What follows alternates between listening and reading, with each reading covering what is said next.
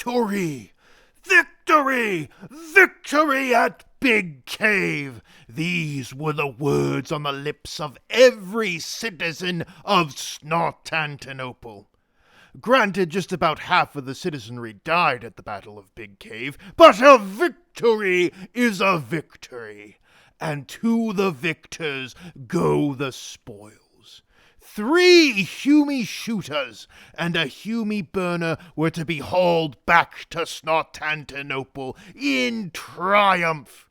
As Snartius's mighty army counted their dead, and quickly got bored and stopped counting after they ran out of fingers, the mutant Snot himself wanted to take a look in Big Cave himself.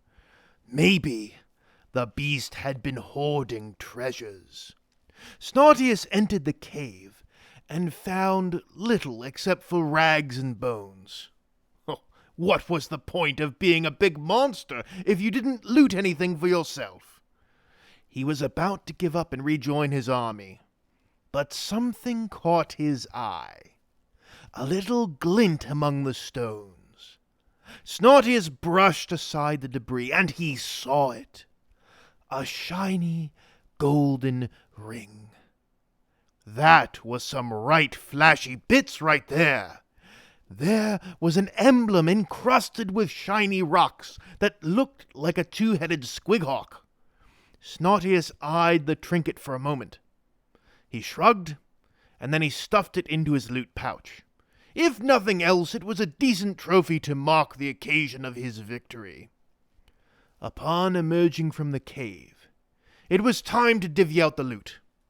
Debrain had proved himself to be an impeccable marksman. Maybe there was some use that Snartius could get out of that grot-swollen, misshapen skull after all. 1 shooter to Debrain. Stinky, on the other hand, was not going to be trusted with a pair of safety scissors. 1 shooter to Snotbow. The final shooter, of course, went to Snartius. The burner was still an open question. Tree Climber could have it, but then he'd have a hard time climbing trees with all that gear on his back. Snartius decided that he'd lug it along on his adventures and decide which of his subordinates was best suited to have a bomb strapped to their back that could spray fire. Snartius toyed with the idea of giving it to Stinky, as aiming wouldn't be terribly difficult with such a device. But visions of Snartantinople going up in flames dissuaded the mutant Snot Boss. A different plot was taking shape in his mind. It was time for the greenskins of Snartantinople to strike out on their own. The raft expedition had been cut short by the Humies.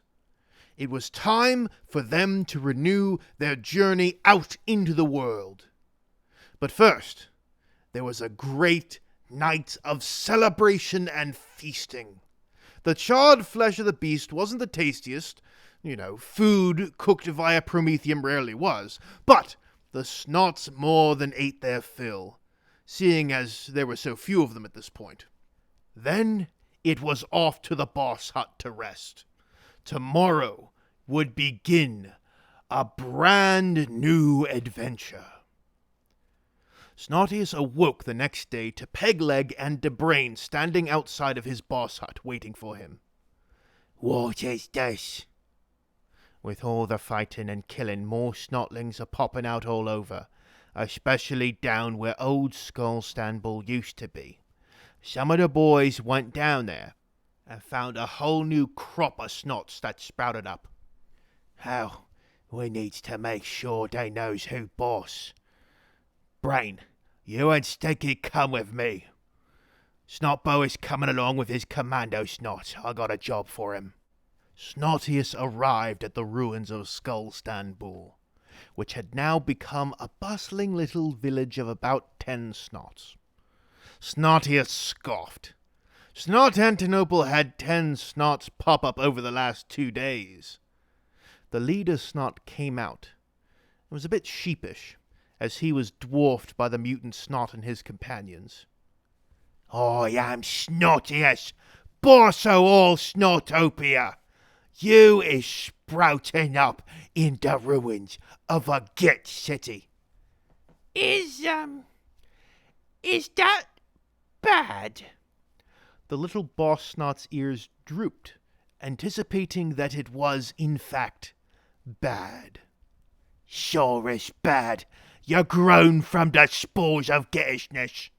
But now, you got a new boss that's gonna show you what's what and make sure there's not a scrap of Gittery to be found in this place. This is Snotbo and his commandos, Red Shirt 2, Punching Bag, and Steve. They's gonna make this into me commando camp. Yeah, that's right. And now all you lot, you belong to me. Snortius dusted his hands of the situation and prepared to resume his expedition into the unknown. Snotbo was a great commando. This would be a proper reward for all his work, and he could skulk about in the woods all he wanted.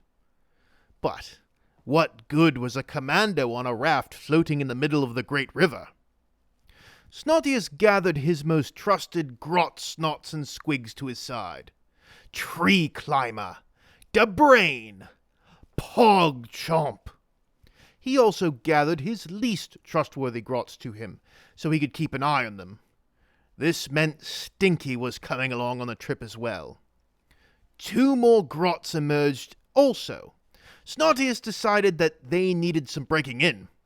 They could come along as well. He dubbed them Da Fast and Da Furious. For some reason, they already felt like family to him. Whatever family was.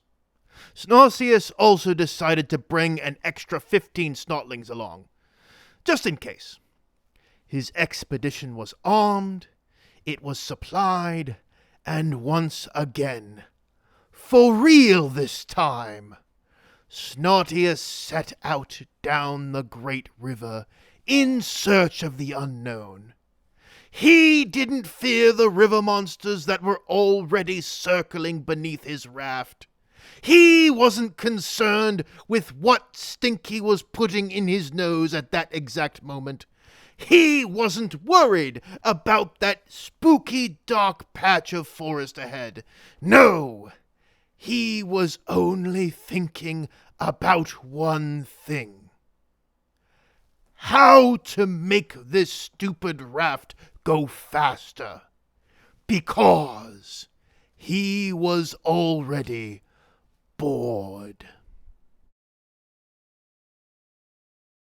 No man do they call me. My mother and my father, and all my comrades as well. Thank you all for listening to this week's episode of Growing the Tribe. If you enjoyed what you heard, please leave a like and comment so that the glory of Snotantinople can be spread to new lands. If you haven't done so yet, please subscribe and turn on notifications so you can always know when your favorite new episodes are coming out. If you would like to support me, you can do so via Patreon or PayPal. Both of those will be listed below. And if you have absolutely no idea what's going on, you can click on the Growing the Tribe playlist, which should be appearing on screen right now. Thank you all once again for listening. No Man out.